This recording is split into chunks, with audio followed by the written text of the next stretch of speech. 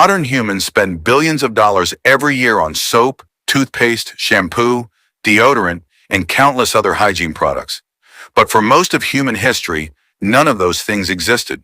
There were no bathrooms, no toothpaste, no shower, no antibiotics, no disinfectants, and no understanding of germs.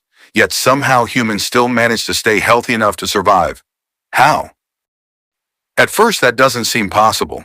After all, staying clean isn't just about looking presentable. It's about avoiding infections, preventing disease, and staying healthy enough to survive. So how did ancient humans stay clean? And were they really as dirty as we imagine today? When most people imagine ancient humans, they picture messy hair, dirty skin, and animal hides covered in mud. It's an image that appears in movies, cartoons, and even some documentaries. But there's a problem. Much of it is based on assumption rather than evidence. The truth is that being dirty and being unhealthy are not the same thing. Ancient humans certainly didn't smell like modern people. They had no deodorant, perfume, or scented soap. But that doesn't mean they lived covered in filth. In fact, they had strong reasons to keep themselves as clean as possible. Not because they cared about appearance, because survival depended on it. A small cut could become infected. Parasites could spread through a group. Skin diseases could make everyday life miserable. Without modern medicine, preventing problems was often easier than treating them. Archaeologists can't travel back in time and watch people bathe, but they can study bones, teeth, tools, living environments, and even modern hunter-gatherer societies that lived in similar ways. What they found paints a very different picture from the stereotype. Ancient humans were not simply wandering around covered in dirt all day. Like every human society throughout history, they developed habits that helped them stay healthy in the environments where they lived. And that raises an important question. If soap didn't exist, what exactly did they use? Today, cleaning your body is easy. You turn on a shower, grab a bar of soap, and within minutes, you're clean. Ancient humans didn't have that luxury. For most of human history, soap either didn't exist or wasn't widely available. So what did people use instead? The simplest answer is water. And lots of it. Whenever possible, ancient humans likely washed themselves in rivers, lakes, streams, and other natural sources of water. Water alone can remove a surprising amount of dirt, sweat, and debris from the skin. But water wasn't always enough. Grease and stubborn dirt are much harder to remove.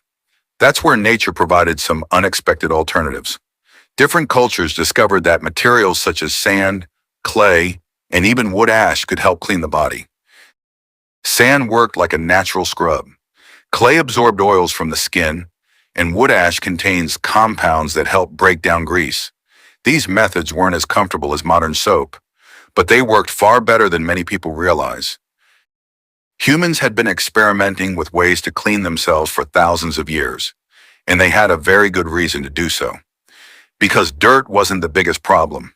The real danger was what could be living inside it. For ancient humans, dirt was often just an inconvenience. Parasites and infections were something else entirely. Long before cities, hospitals, or modern medicine existed, humans shared the world with countless tiny creatures that wanted to live on them, inside them, or feed from them. Lice, fleas, ticks, mites, and various kinds of worms. Unlike large predators, these threats were impossible to scare away with a spear. And unlike dirt, they couldn't simply be washed off forever. A flea bite might seem harmless, but fleas can carry disease. Ticks can spread infections, and parasites living inside the body can slowly steal nutrients that humans need to survive. Ancient people didn't understand parasites the way we do today. They didn't know about bacteria, viruses, or microscopic organisms, but they could see the results: itching, rashes, sickness, weakness. Over generations, people developed habits that helped reduce these problems, even if they didn't fully understand why those habits worked. Some groups groomed one another. Others used comb-like tools to remove lice and debris from hair. The same was true for injuries. Today, a small cut is usually nothing to worry about. You wash it, maybe apply some antiseptic, and move on. For ancient humans, even a minor wound could become dangerous. There were no antibiotics, no pharmacies, no emergency rooms. A sharp stone, a thorn, or a hunting accident could create an opening for infection. Archaeologists have found evidence of healed injuries in ancient human remains, showing that ancient people actively cared for wounds rather than simply ignoring them. Some likely used clean water. Others may have applied plant-based substances to protect damaged skin. Not every treatment worked, but the goal was always the same: prevent the wound from getting worse. Because once a serious infection began, there were very few options left. Surprisingly, one of the biggest hygiene challenges wasn't skin, it was the mouth. Most people assume ancient humans had terrible teeth because they lacked toothbrushes and toothpaste. But the reality is more complicated. One of the biggest causes of tooth decay today is sugar. And for most of human history, refined sugar simply didn't exist. There were no soft drinks, no candy bars, no chocolate. As a result, many ancient populations experienced far fewer cavities than people do today. That doesn't mean their teeth were perfect. Ancient humans faced a different problem: wear. Their food was tougher, rougher, and often contained tiny particles of grit and dust. Over years of chewing, teeth could become heavily worn down. Some ancient skulls show teeth that appear almost flattened from decades of use.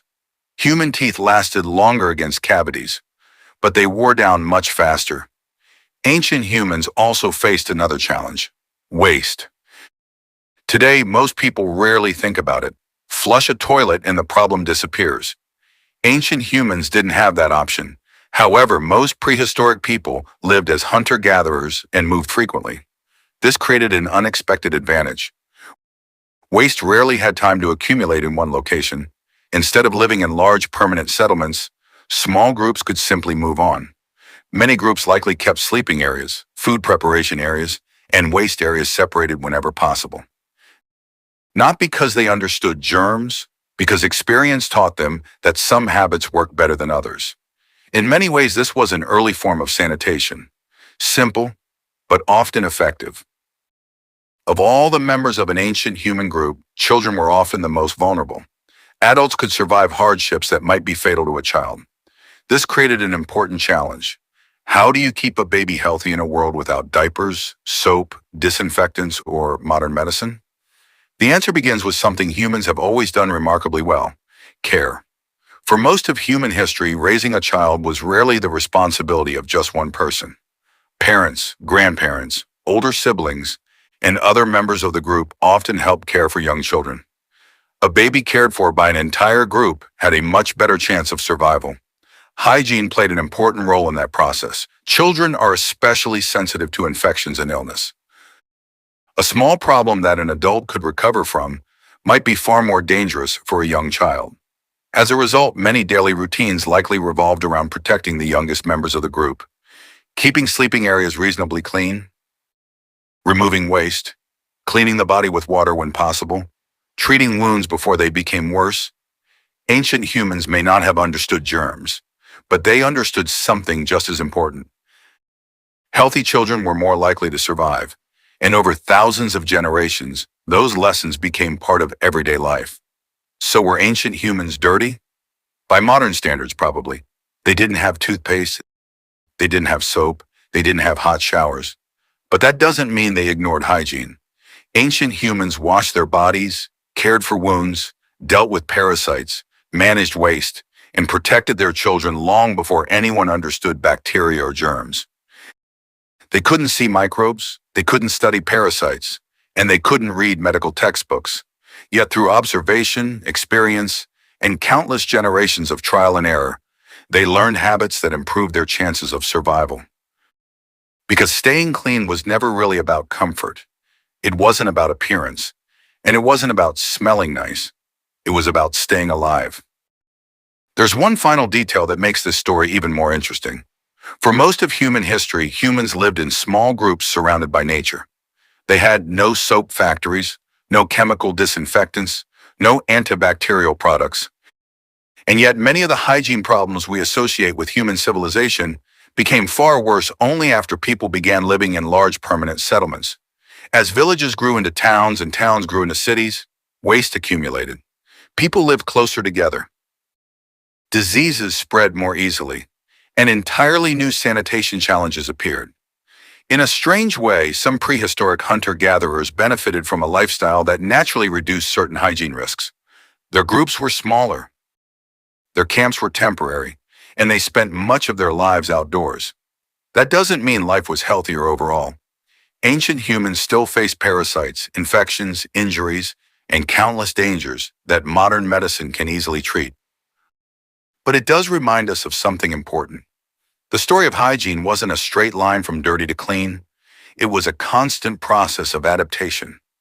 Every generation faced new challenges and developed new solutions. And those solutions eventually became the foundations of the hygiene practices we take for granted today.